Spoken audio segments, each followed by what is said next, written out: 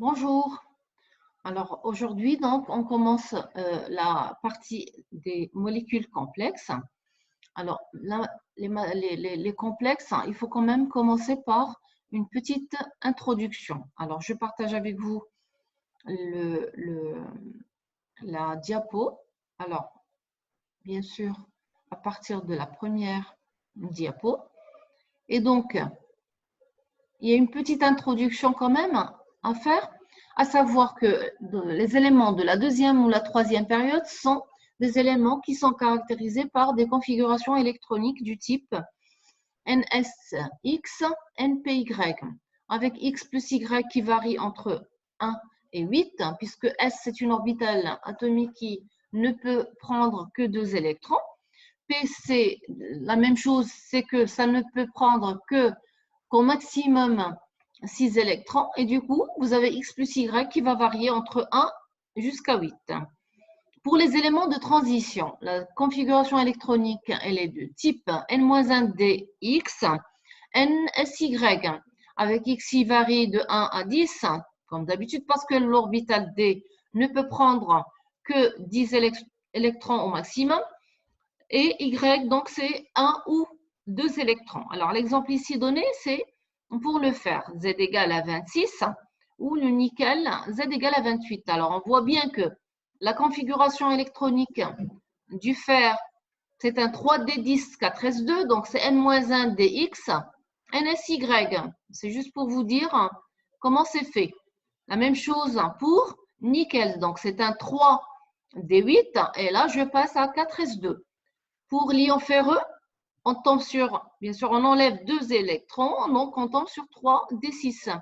Pour l'ion nickel, Ni2+, on tombe sur 3D8.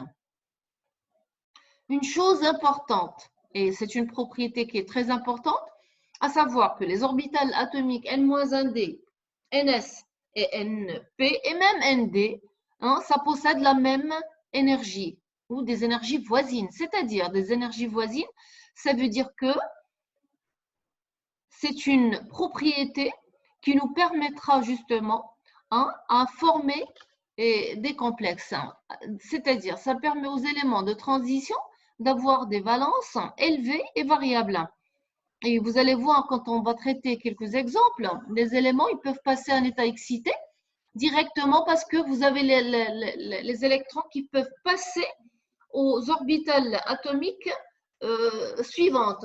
Pourquoi? Parce que les énergies des orbitales atomiques N-1D, NS, NP et même ND, comme j'ai dit, ont des énergies voisines. Donc, le fait d'avoir ça, ça permettra aux éléments de passer, ça nous permettra justement de voir le passage à l'état excité et ça nous permettra donc de former ce qu'on appelle des molécules complexes.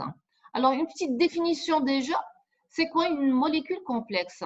Une molécule complexe, c'est une espèce chimique dans laquelle un atome C, qu'on appellera après un atome central, il sera lié à un nombre d'atomes ou groupe d'atomes L qui excède la charge ou le degré d'oxydation de l'atome C par des liaisons de coordination. Alors, on verra bien sûr avec un exemple ou des exemples. Ça veut dire quoi? Donc, déjà, il faut savoir que C, c'est un atome central ou nucléaire, bien sûr, et souvent, c'est un métal de transition. L, c'est ce qu'on appellera le ligand ou coordinat. C'est atome ou groupement d'atomes donneurs d'électrons. Donc, alors, c'est ce que je vais voir là. J'ai l'ion ici, hexacyanoferrate 2. D'accord? Alors, il est mononucléaire parce qu'il y a un seul élément fer, c'est-à-dire l'élément métallique métal de transition. Et là, je vois bien. Alors, le métal Cn, donc le fer, pardon, fer Cn 6 fois 4 moins. On voit bien que le fer ici, il est degré d'oxydation de plus. D'accord? Et les ligands, j'en ai 6. Donc, Cn-, c'est le ligand. Combien j'ai de ligands? J'en ai 6. Et 6, ça excède la charge ou le degré d'oxydation de l'ion fer 2. Ça veut dire que ce que j'ai ici, l'ion hexacyanoferrate, c'est un complexe. D'accord? Donc, le fait de dire qu'une molécule elle est complexe ou pas, hein, ça veut dire qu'il faut que je vérifie à chaque fois que le nombre de ligands je dis bien, hein, excède, ça veut dire ça dépasse la charge ou le degré d'oxydation de l'atome central. Donc ici, nous avons 6 ligands et nous avons de plus au niveau du degré d'oxydation du fer. Donc si c'est supérieur à 2, ça veut dire que ce que j'ai ici, c'est une molécule complexe. C'est un complexe, c'est un ion complexe. Alors, site de coordination dans un ligand constitué de plusieurs atomes ou site de coordination ou atome coordinateur, c'est l'atome directement lié à l'atome central. Alors, nous avons ce qu'on appelle un ligand qui est appelé monodentate. Ça veut dire qu'il possède un seul site de coordination. Un site de coordination, ça veut dire un doublet libre, d'accord, hein, avec quoi il va faire on va dire, cette liaison de coordination avec un atome central afin de former justement un complexe. Lorsqu'il y a un ligand qui possède un seul site de coordination, il sera appelé ligand monodentate. Alors, l'exemple ici, c'est NH3. On sait que l'azote, N, bien sûr, ça possède, on l'a toujours fait, avec l'azote, Z égale à 7, on a toujours un doublet qui est libre, non liant. Et du coup, il possède donc le NH3, l'ammoniac, il possède donc un site de coordination, donc il sera appelé monodentate. Bien. Alors, on peut avoir bien sûr un ligand bidentate. Ça veut dire 2 sites de coordination. L'exemple ici, avec cette molécule qui possède, il y a toujours l'azote dans l'histoire, mais le ligand, tout le ligand, il peut s'associer à un métal et faire des liaisons de coordination avec les 2 doublets justement qu'il possède, les 2 doublets qu'il a, un doublet ici pour l'azote, le premier azote, et un doublet ici pour le deuxième azote. Et du coup, il a 2 sites de coordination et donc il peut faire 2 liaisons de coordination avec un élément métallique. Alors, l'exemple qui est souvent utilisé, et c'est ce que vous allez voir en S4, essentiellement S3, S4, ça sera le DTA. Alors, l'éthylène diamine tétraacétique. Alors, le DTA, il possède plusieurs sites justement de coordination. On voit bien qu'il y a l'azote. Vous avez les azote-azote, donc déjà 2 sites. Et là, vous avez le COO-, COO-, COO-, COO-, 4 fois ici. Ça veut dire j'ai 4 doublets non liants que je peux avoir à ma disposition en plus des 2 qui sont là. Ça veut dire que j'aurai combien de sites? Combien de sites là? J'aurai 6 sites de coordination. Et c'est pour ça qu'on va l'appeler un hexadentate. C'est un ligand qui est hexadentate. D'accord? Alors, un ligand chélaté. Un ligand chélaté, c'est un ligand qui utilise plus d'un de ces atomes coordinateurs. Alors, ici, un exemple avec le DTA toujours, hein, le complexe avec le manganèse. Le manganèse, vous savez que c'est un Mn2+. Donc, lorsqu'il s'associe à le DTA, il forme le MnY2-. D'accord? Et bien sûr, complexe MnY2-, c'est le ligand ici qui est le DTA. C'est un ligand qui est chélaté. Alors, dans les complexes de métaux de transition, ce qu'on appelle les indices de coordination de l'atome central sont 2, 4 ou 6, le plus souvent 4 et 6. Alors, bien sûr, indice de coordination, ça sera l'indice de liaison que vous connaissez. Alors, lorsque je dis indice de coordination égale 2, souvent, et bien sûr, ça, vous le savez, c'est une géométrie qui sera linéaire. Nous avons juste 2 ligands hein, qui sont là, avec un atome central. Ça veut dire que j'aurai donc une géométrie linéaire. Lorsque j'ai un indice de coordination égal à 4, ça va de soi, je tomberai sur quelque chose du genre soit tétraédrique, d'accord, soit plan carré, d'accord. Donc, on a soit l'une, soit l'autre. Lorsqu'on a un indice de coordination égal à 6, la géométrie, elle sera octaédrique.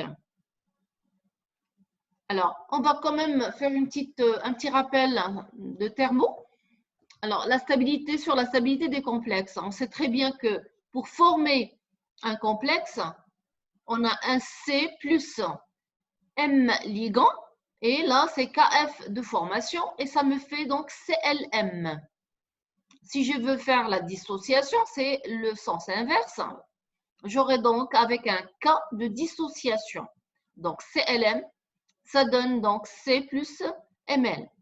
Si bien sûr je veux écrire la constante KD de dissociation, ça sera quoi? Ça sera bien sûr C, la concentration de C, qui multiplie la concentration de L à la puissance M, qui divisera la concentration de CLM.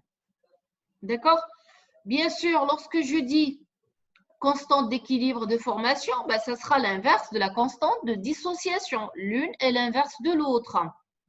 Et bien sûr, ça sera donc le contraire, c'est-à-dire l'inverse, de la constante de dissociation, à savoir la concentration CLM divisée par la concentration C et fois concentration L à la puissance M.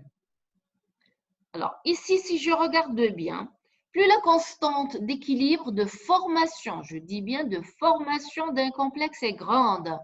Ça veut dire quoi? Ça veut dire ce sens, le sens de formation du complexe, c'est le sens qui sera prépondérant, c'est-à-dire c'est le sens qui sera automatiquement favorisé. Ça veut dire quoi? Ça veut dire que ce complexe-là, il sera stable. D'accord? Donc, si KF est grande, ça veut dire le complexe formé, il sera stable. D'accord? Et ça, sur cette notion, on va se baser, bien sûr, pour parler de la stabilité d'un complexe par rapport à un autre. Parce qu'il se peut qu'un métal soit coordonné, on va dire, avec des ligands, et il peut changer de ligand, mais il faut quand même qu'on sache est-ce que les ligands c'est-à-dire il faut savoir est-ce que le complexe formé avec les nouveaux ligands va être plus stable qu'avec avec les anciens ligands. Traduction. Exemple ici, c'est faire 3+, et on l'associe à 6H2O. Bien sûr, j'aurai la formation de effet H2O6, 3+, et c'est un complexe puisque le nombre ici de ligands, 6, est supérieur au degré d'oxydation du fer qui est de 3. Donc, c'est un ion ici complexe. Alors, si je veux changer les H2O par les CN-, est-ce que c'est une réaction justement qui sera facilement faite? Ça veut dire que je veux former effet CN6, 3- avec libération de 6 molécules d'eau, 6H2O. D'accord? Alors, pourquoi c'est un sens qui est favorisé justement? Pourquoi? Alors, je vous dis, car les CN justement, les CN-, c'est des ligands qui sont forts. Et la formation et le complexe formé effet CN6, 3-, il possède une constante de formation beaucoup plus grande que celle de effet H2O6, 3+. C'est-à-dire, cette réaction-là, la première, il y a un cas de formation. Pour celle-là, il y a un cas de formation. Alors, pour ce sens, c'est-à-dire avec la formation, avec les CN-, la constante de formation, elle est beaucoup plus grande que celle de formation de effet H2O 6 fois 3+. Donc, ce complexe-là, il est plus stable, d'accord, avec les Cn-, il est plus stable que celui avec H2O. Et ça, c'est une notion qui va nous intéresser juste après parce qu'on va parler de ligands forts et de ligands faibles. Alors, on va rentrer là à la théorie de la liaison de valence. C'est une théorie de Pauling, d'accord? Et ça permettra d'interpréter la structure des complexes, de prévoir la géométrie des complexes et de prévoir aussi les propriétés magnétiques des complexes. À savoir quoi? Paramagnétique ou diamagnétique. La géométrie des complexes, ça veut dire est-ce que c'est une géométrie linéaire, tétraédrique, plan, carré, ainsi de suite. D'accord? Alors, l'hybridation, c'est quelque chose que vous devez savoir. On a déjà fait les différents types d'hybridation, mais là, cette fois-ci, ça sera l'hybridation du type pour les complexes, dans les composés de coordination, elle sera souvent de type SPX-DY ou DX', SPY'. Ça veut dire soit je commence avec SP et ça sera D après, ou je commence avec un D et après ça sera SPY. L'hybridation dans les complexes, elle va dépendre de la nature du ligand, c'est ce que j'ai dit tout à l'heure. Parce que si le ligand, il est fort, il va justement donner une certaine, on va dire, un certain type d'hybridation, si le ligand est fort. Autrement, s'il est faible, ça sera un autre type d'hybridation. Et ce que je vais vous dire là, pour le ligand fort, ça c'est très important à retenir. Lorsque le ligand, je dis bien, lorsque le ligand est fort, il va conduire à la formation d'un complexe à spin faible. Lorsque le ligand est fort, il va conduire à la formation d'un complexe à spin faible. Dans le cas contraire, lorsque le ligand est faible, il va conduire à la formation d'un complexe à spin fort. Donc, ligand fort, spin faible. Ligand faible, spin fort. On va faire un exemple pour que ça soit bien saisi. On prend l'exemple de FeCN6 3-, et c'est les deux complexes qu'on a vus tout à l'heure, et FeH2O 6 3+. Alors, je vous dis que Cn-, c'est un ligand fort, on l'a vu tout à l'heure, avec la constante de formation qui était très grande. H2O, c'est un ligand qui est faible. Bien. Alors, on va prendre le premier. Cn-, c'est un ligand fort. Ça veut dire que le complexe qui sera formé, ça sera un complexe de spin faible. Alors, regardez, le fer, sa couche de valence, on l'a déjà vu tout à l'heure, c'est un 3D6, 4S2. Bien sûr, on va chercher le fer 3+. La couche de valence, c'est un 3D5. Répartition, ça me fait donc un 3D5. Les électrons, ils sont tous sur les cases, dans les cases D.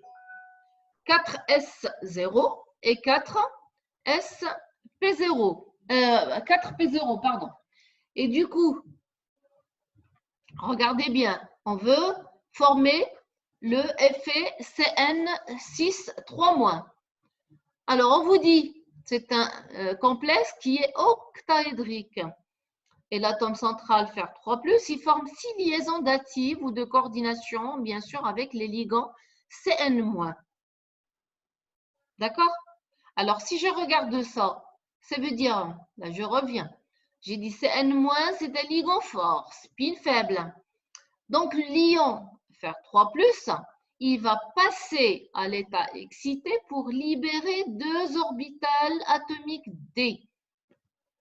Pourquoi? Regardez bien. Nous avons la D5 qui est remplie totalement. Et S0 et P0. Et nous voulons quoi? Nous voulons ramener les Cn-. Donc, les Cn-, ils doivent, on a 6 ligands. Ça veut dire il faut qu'on ait 6 cases vides.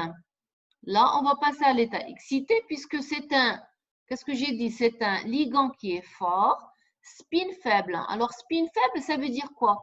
Ça veut dire que les électrons qui sont ici, D5, qu'est-ce qu'ils vont faire? Ils vont se regrouper, d'accord, pour libérer de la place pour les Cn-, parce que le Cn-, c'est un ligand fort. Ça veut dire, lorsqu'il arrive, c'est comme s'il leur dit directement, je veux de la place, libérer l'espace pour que je me mette dedans. Et quand je dis ligand fort et spin faible, ça veut dire spin faible, ça veut dire les électrons, ils vont se regrouper en libérant des cases. D'accord? Et les Cn-, qu'est-ce qu'ils vont faire? Ils arrivent. Il y aura les 6 Cn- qui vont prendre la place. Et j'aurai donc 1, 2, 3, 4, 5 et 6. D'accord? Et c'est bien sûr, c'est des liaisons qui sont datives. Donc là, on est passé à un état excité pour avoir donc les Cn- dans les cases vides, les 6 cases bien sûr vides. Alors l'hybridation justement de l'atome central, ça sera quoi? Ça sera un D2, je dis bien, vous voyez comme là où je pointe, c'est un D2 sp3. D2 sp3. Ça veut dire, j'ai 2 cases vides au niveau de D, une case au niveau de S et 3 cases au niveau de P. Et donc, les ions Cn-, ils vont se mettre directement dans les cases Cn-, Cn-. Dans les cases ici, D, une case S et 3 cases P. Et donc, on aura donc une hybridation D2sp3. D'accord? Car, alors je reviens juste en arrière, si jamais on avait mis les Cn, on avait laissé le faire ici 3 plus avec un D5 juste directement avec le D5 ici dans son état comme ça normal, on aura eu quoi? On aura eu les Cn- qui vont se mettre en S, en P et en D, d'accord? Et là, ça ne sera pas justement ce que l'on désire obtenir, d'accord? Alors, on passe aux propriétés magnétiques. Lorsqu'on dit propriété magnétique, ça veut dire quoi? Est-ce que c'est paramagnétique? Est-ce que c'est diamagnétique? Donc, la chose qu'on fait à chaque fois qu'on faisait dans la théorie des orbitales moléculaires, à chaque fois, qu'est-ce qu'on faisait? On regardait, est-ce qu'il y a des électrons célibataires ou non? Alors, je vois bien qu'il y a un électron célibataire sur la D. Ça veut dire que ce complexe formé, c'est un complexe qui sera paramagnétique. Donc, le complexe FeCN6 3-, il possède un électron célibataire et donc il est paramagnétique. Je passe à l'autre complexe FeH2O 6 3+. Alors, bien sûr, on l'a dit tout à l'heure, H2O, c'est un ligand qui est faible. Qui dit ligand faible, le complexe formé sera à spin fort. Donc, je reviens toujours à mon travail de tout à l'heure. On a toujours un 3D5. Les électrons, ils sont tous dans la D. Et donc, S vide, P vide. Alors, les H2O, est-ce que, bien sûr, comme j'ai dit, c'est un ligand qui est faible. Ça veut dire le spin fort. Ça veut dire que les électrons, ils vont rester sur la D. Et il n'y aura pas de regroupement d'électrons à ce niveau-là. Et du coup, j'aurai donc les H2O qui vont se mettre directement dans la S, dans la P et dans la D, la 4D. Donc, H2O, ça va être mis directement avec des liaisons datives dans la S, la P et la D. Et du coup, j'aurai une hybridation, justement, c'est ce que je cherche. Ça sera une hybridation, l'atome central sera hybridé. S, et je dis bien, vous regardez là où je pointe, c'est une S P3 D2. D'accord? C'est une S P3 D2. OK? Donc, H2O, ils vont se mettre directement dans la sp3d2. Et donc, l'hybridation de l'atome central, ça sera ça. Donc, attention, à chaque fois qu'on cherche l'hybridation de l'atome central, on regarde les ligands, où est-ce qu'ils se sont mis. Là, on a vu que H2O, c'était dans la S, la P et la D. Donc, c'est un sp3d2. D'accord? Alors, propriété magnétique. Bien sûr, là, on voit bien qu'il y a 5 électrons célibataires. Donc, c'est un ion, c'est un complexe qui est paramagnétique, puisqu'il possède 5 électrons célibataires. Alors, en général, les complexes à spin couplé, alors ça, c'est une remarque qui est très importante. En général, les complexes à spin couplés sont plans carrés et les complexes à spin libres forts sont tétraédriques ou souvent des octaédriques. Alors, il y aura des exemples justement, et ça, c'est les exemples que je vais traiter. On va traiter juste 2 et vous faites les autres parce qu'ils sont tous identiques. Le platine avec les Cl4 ou le palladium NH3 4 fois 2+, NiCN4 L'atome central à chaque fois, on voit bien qu'il est entouré de 4 ligands situés tous dans un même plan. L'angle entre deux liaisons est de 90 degrés. Donc, les complexes, je vous dis bien, les complexes formés, ils sont plans carrés. Alors, à faire, et on va le faire ensemble, on va vérifier que ces complexes de coordination 4 sont diamagnétiques. Et je dis bien diamagnétiques, ça veut dire qu'il n'y a pas d'électrons célibataires et que l'atome central est hybridé d'sp2. Vous pouvez juste prendre ça, le faire de côté et voir la suite de la vidéo, voir est-ce que vous avez eu juste ou pas. D'accord? Donc, à ce niveau-là, je vous dis, on va prendre le platine. Le platine, c'est un quoi? Le platine, c'est un Z égale à 78. Sa couche de valence, elle est de 5d8, 6s2. Et là, je veux le platine 2 plus 100. Donc, sa couche de valence, c'est 5d8. Et bien sûr, je fais la répartition comme on fait à chaque fois. Pareil, hein, c'est un travail qui est automatique. À chaque fois, c'est la même chose. Donc là, je remplis la D. C'est une 5d8. Donc, les électrons, ils sont répartis 2, 2, 2. Mais j'ai un 1 ici. Pourquoi? Parce qu'on sait très bien qu'on respecte les règles de remplissage qu'on a vu en atomistique S1. D'accord? Toujours, je remplis D 1, 1, 1, 1. Après, je fais le spin moins 1,5 à chaque fois. Donc là, j'ai 2 électrons qui sont là. D'accord? Alors, j'ai une S0, j'ai une P qui est 0. 6S0 et 6P0. Qu'est-ce qu'on veut former? On veut former le platine Cl4 de moins. Ça veut dire j'ai 4 Cl-, hein, qui veut les chlores, les ions chlorure, ils vont se mettre dans les cases, et j'en ai 4, ils vont se mettre dans les cases normalement vides. Mais, alors c'est là où je réfléchis. Si on me dit que je veux un plan carré, je dis bien c'est un plan carré. Je sais très bien que c'est un plan carré, tout ce qui est platine, Cl4 et palladium, ainsi de suite. Ça veut dire que l'état d'hybridation, ça ne peut pas être sp3. Parce que si jamais je mets les chlores, un chlore S, les chlores P, ça veut dire les 4 chlores, ils seront mis.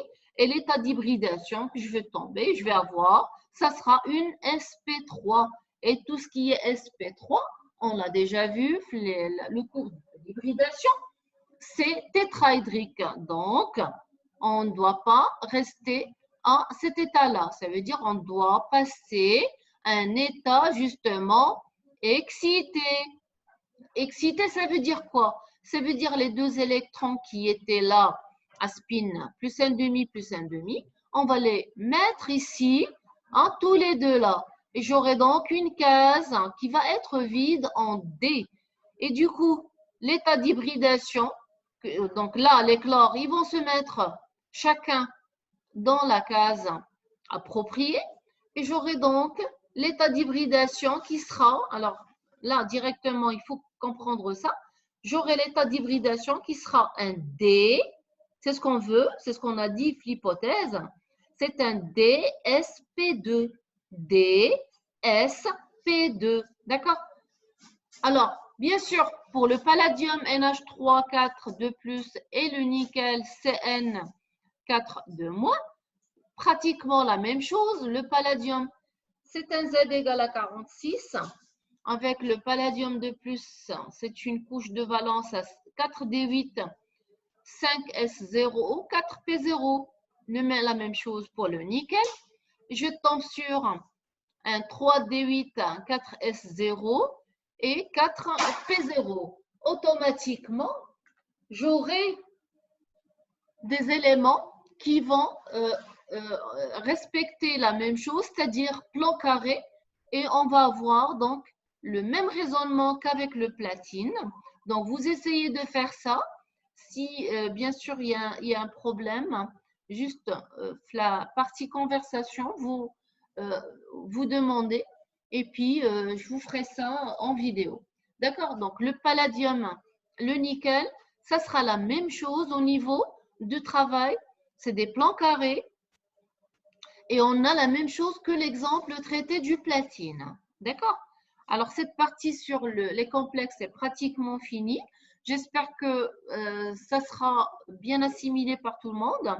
Si jamais il y a un problème, n'hésitez pas à demander, à poser bien sûr vos questions et je serai toujours là pour répondre à toutes vos questions, Inch'Allah.